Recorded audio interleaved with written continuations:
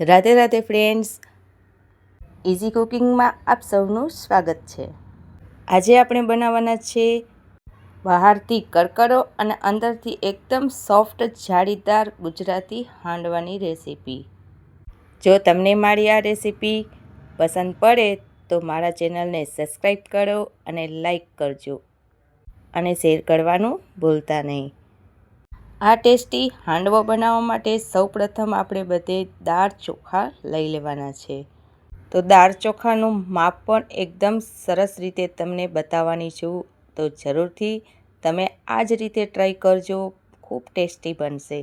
તો આપણે એક તપેલી લઈ લીધી છે, તેમાં આપણે 2 વાટકી જેટલા ચોખા ઉમેરી દઈશું। 1 વાટકી જેટલી આપણે છડી દાળ ઉમેરી દઈશું। 1 વાટકી આપણે ચણા દાળ ઉમેરી દઈશું। અડધી વાટકી જેટલી આપણે અડદની દાળ લીધી છે, તે પણ આપણે ઉમેરી દઈશું। દાળ ચોખાને આપણે સરસ રીતે સાફ કરી અને 2 પાણીથી સરસ રીતે ધોઈ લીધી છે। ત્યાર પછી આપણે તેમાં પાણી ઉમેરી દઈશું। દાળ ચોખા પલળે તે રીતે આપણે પાણી ઉમેરીશું। દાળ ચોખાથી વધારે ઉમેરવાનું। બસ ઢાંકણ ઢાંકી આપણે 2 થી 4 કલાક રાખી મૂકીશું। જોઈ શકો છો 2 થી 4 કલાકમાં જ આપણે એકદમ દાળ ચોખા પલળીને સોફ્ટ થઈ ગયા છે। દાળ ચોખાનું આપણે ખીરું બનાવવાનું છે, તેના માટે આપણે મિક્સર જાર લઈ લીધું છે। તેમાં આપણે દાળ ચોખાનું જે પલાળેલા હતા તેને ઉમેરી દઈશું અને આપણે 2 ચમચી જેટલું દહીં ઉમેરીશું અને જો જરૂર પડે તો પાણી ઉમેરવાનું। ઢાંકણ ઢાંકીને આપણે તેને સરસ દળદળો એવો પીસી લેશું। જોઈ શકો છો આપણો એકદમ દળદળો પીસાઈને રેડી થઈ ગયો છે। આવી જ રીતે આપણે બીજી દાળ ચોખા પણ સરસ રીતે પીસી લઈશું। ફ્રેન્ડ્સ, જો મારા ચેનલ ઉપર ઘણી બધી એવી સરસ રેસીપી છે, એકદમ ઇઝી રેસીપી છે, તે પણ તમે જરૂરથી જોજો। સરસ યુઝફુલ છે અને મારી રેસીપી સરસ લાગતી હોય તો મારા ચેનલને સબસ્ક્રાઈબ કરી લેજો, જેથી કરીને મારી રેસીપી તમારા સુધી જલ્દી પહોંચે। હાંડવાનું બેટર એકદમ થોડુંક દળદળું પીસવાનું છે। તો આપણું બધું જ હાંડવાનું ખીરું તૈયાર થઈ ગયું છે। તેને આપણે 4 થી 5 કલાક સુધી રાખી મૂકવાનું છે। 4 થી 5 કલાકમાં જોઈ શકો છો એકદમ આથો આવી ગયો છે, તપેલીથી બહાર ઉભરાઈ ગયું છે। તો આવી જ રીતે જો તમે ખીરું બનાવશો તો એકદમ ટેસ્ટી હાંડવો બનશે। ખીરું બનાવવામાં દહીં અથવા છાશ ઉમેરવી જરૂરી છે, તેનાથી એકદમ હાંડવો સોફ્ટ બનશે। ખીરું આપણે સરસ રીતે એકદમ મિક્સ કરી દઈશું। એકદમ સોફ્ટ થાય ત્યાં સુધી આપણે તેને હલાવી દઈશું।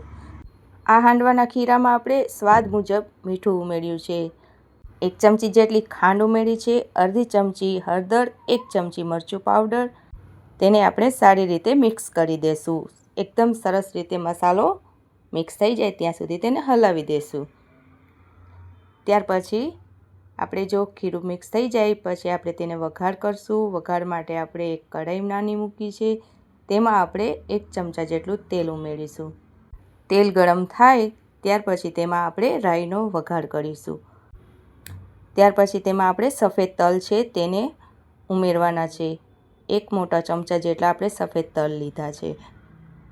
તલ વધારે હશે તો ખૂબ જ ટેસ્ટી લાગશે। તેમાં હિંગનો વઘાર, લીમડો અને મરચાં ઉમેરીશું। સરસ રીતે વઘાર થઈ જાય પછી આપણે ખીરામાં ઉમેરી દેવાનું અને સરસ રીતે તેને પણ હલાવીને એકદમ મિક્સ કરી દેવાનું। જો તમને આમાં વેજીટેબલ ઉમેરવું હોય તો ગાજર, દૂધી તે ઉમેરી શકો છો અથવા તમારા મનપસંદ વેજીટેબલ ઉમેરી શકો છો। ત્યાર પછી આપણે મીઠા સોડા લીધા છે, અડધી ચમચી જેટલા ઉમેરીને માથે થોડું પાણી ઉમેરી દઈશું અને સરસ રીતે મિક્સ કરી દઈશું। જોઈ શકો છો એકદમ હાંડવાનું ખીરું એકદમ ફૂલી ગયું છે। ત્યાર પછી એક નાની કઢાઈ લેશું, તેમાં 1 ચમચા જેટલું આપણે તેલ ઉમેરીશું અને સફેદ તલ ઉમેરી દઈશું ને આપણું જે ખીરું છે હાંડવાનું તેને સરસ રીતે આપણે કઢાઈમાં ફેલાવી દઈશું।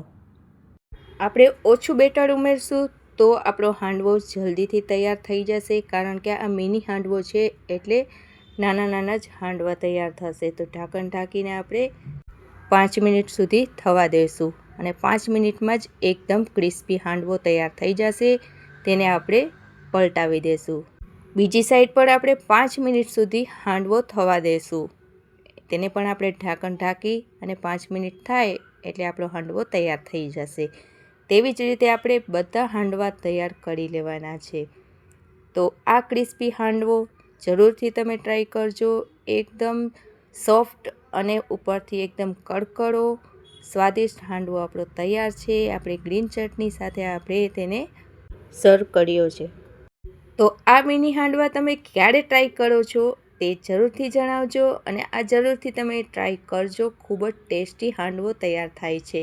અને જો આ રેસીપી તમને સરસ લાગી હોય તો લાઈક શેર જરૂર કરજો. મારા ચેનલને સબસ્ક્રાઈબ કરી લેજો અને તમારા મિત્રો સાથે આ હાંડવાની રેસીપી જરૂરથી શેર કરજો.